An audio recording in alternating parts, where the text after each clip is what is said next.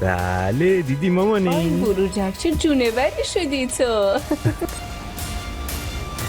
این وقت صبح لابد میخواد یه چیزی بپرسه. با هم صحبت کنیم. میذارم رو اسپیکر. نمیدونم چقدر درسته اینو بگم، اما به نظرم تو میبری. من چند تا عکس برات میفرستم. فردا اول وقت عکس رو میبری و چاپ میکنی، میذاری توی یه پاکت و میری به سرایداری یه جای قایمش میکنی. شاید فراز باشه. تو کی هستی که توی خونه من با من و خونوادم بازی میکنی؟ من دمیتم خانم، عشق پسرتون. و بی حساب حرفی نزنی، چیزی نمونده ازم تمجید کنی. کجا گذاشتیش مصطفی؟ حق با ایشیل بود. آخ مصطفیم چرا خودتو درگیر این چیزا میکنی؟ یه وقت میفهمه. اینجا چی کار داری میکنی؟